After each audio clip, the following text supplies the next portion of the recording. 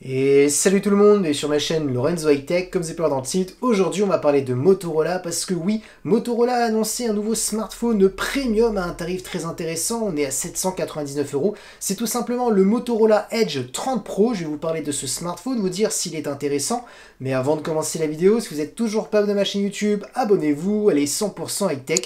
N'oubliez pas d'activer la petite cloche de notification pour être notifié lorsque je publie une vidéo. Vous sur ma page Instagram Lorenzo High Tech, je me souviens des informations, des promotions, tout ça en story. Et maintenant, c'est parti. Du coup, commençons par son écran. Et ben, on a un écran qui est vraiment bord à bord, borderless. Il n'y a rien à dire en termes de design. Maintenant, on va parler directement des caractéristiques de cet écran. On a une diagonale de 6,7 pouces, une grande taille avec une très bonne définition Full HD+. La technologie d'écran, on est sur de l'OLED. Vous connaissez les avantages de l'OLED, des noirs profonds, des contrastes à l'infini. On est d'ailleurs sur une dalle de 10 bits. Ensuite, en termes de taux de rafraîchissement, on va très loin, on va jusqu'à du 144 Hz. Donc là, le point fort, ça va être notamment pour les gens qui recherchent un bon écran pour du gaming, parce que là, ça sera le cas sur ce smartphone. Ensuite, on a un écran qui est compatible HDR10+, donc intéressant pour tout ce qui est contenu multimédia. Concernant la sécurité, on a un capteur d'empreinte qui est sur la tranche du smartphone. Et concernant la caméra frontale, on est sur du 60 mégapixels. Donc franchement, il n'y a rien à dire. On a de très bonnes caractéristiques pour ce smartphone. D'ailleurs, Motorola a vanté sa qualité d'écran concernant le 144 Hz pour les gamers, concernant l'écran OLED, et notamment aussi la caméra frontale de 64 mégapixels, comme quoi on était vraiment sur un smartphone pour être créatif, créer du contenu, et notamment donc du coup pour les vlogueurs, les youtubeurs.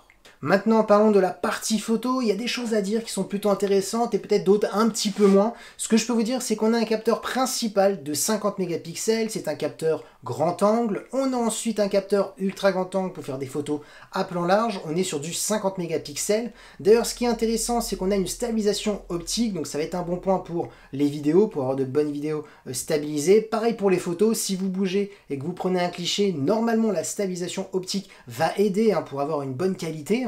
Ensuite, on a un capteur de 2 mégapixels qui est un capteur de profondeur de champ, donc ça va être intéressant pour les photos en mode portrait. Et concernant la partie vidéo, on pourra filmer jusqu'à de la 8K en 24 images par seconde. Donc franchement, la fiche technique s'annonce plutôt bonne concernant la partie photo, même si c'est vrai que ça veut rien dire. Motorola pour l'instant, pour ma part, ils sont toujours un petit peu loin derrière concernant la partie photo, mais c'est vrai qu'ils s'améliorent d'année en année.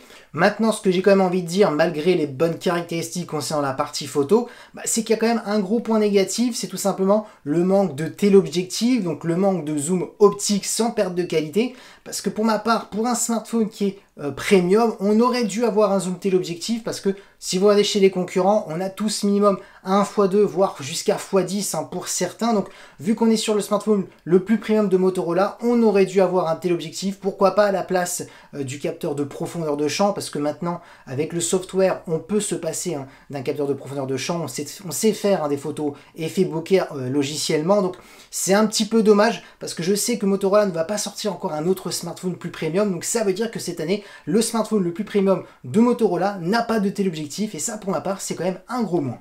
Maintenant, parlons de performance, et là pour ma part, Motorola n'a pas rigolé parce qu'on a vraiment de très bonnes performances pour ce tarif, ça quand même il faut le dire, c'est un bon point. Tout simplement, vous avez 12 Go de RAM accompagné d'un processeur de Qualcomm, le tout dernier processeur le plus performant du marché, c'est tout simplement le Snapdragon 8 Gen 1. Avec ce processeur, vous pourrez faire tourner tous les derniers jeux vidéo en allant dans les graphismes, en mettant tout en ultra, il n'y aura aucun souci. Donc là, voilà, Motorola a fait fort en termes de performance. Le smartphone, bien entendu, est compatible 5G. En termes de stockage, vous aurez directement 256 Go. Ensuite, concernant le son, on a un son stéréo qui est en plus compatible Dolby Atmos. Donc pour les personnes qui aiment bien regarder tout ce qui est contenu multimédia sur smartphone, on aura un très bon son. Ensuite, concernant la batterie, on est sur du 4800 mAh avec de la recharge rapide de 65 watts et de la recharge sans fil de 15 watts. Une information qui est plutôt intéressante, c'est tout simplement, on peut gagner 50% de batterie sur ce Motorola en simplement 15 minutes, donc c'est plutôt rapide. Et en termes de connectivité, on a de la Wi-Fi 6E de dernière génération, du Bluetooth 5.2 et du type C pour le recharger.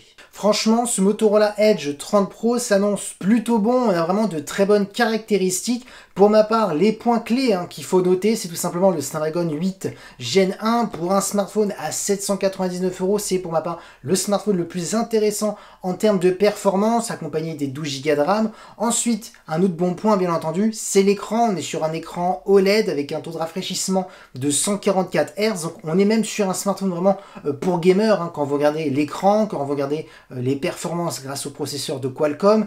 La partie photo s'annonce plutôt bon. Le petit moins pour ma part, c'est quand même le téléobjectif. Dommage qu'on n'a pas sur un smartphone premium un zoom optique. Ensuite, en termes de batterie, on est sur du 4800 mAh avec de la recharge quand même qui est plutôt rapide. On est sur du 65 watts. Donc, on a quand même un smartphone qui est plutôt équilibré. Donc franchement, voilà, de la part de Motorola, de sortir un tel smartphone à ce tarif, ça s'annonce quand même plutôt bon pour eux. Et c'est un smartphone quand même qui s'annonce quand même un bon rapport qualité-prix. Et voilà, la vidéo est terminée sur le Motorola Edge 30 Pro. J'espère que la vidéo vous a plu. Si c'est le cas, n'oubliez pas le petit pouce like, de vous abonner sur cette chaîne YouTube et d'activer la petite cloche de notification pour être notifié lorsque je publie une vidéo.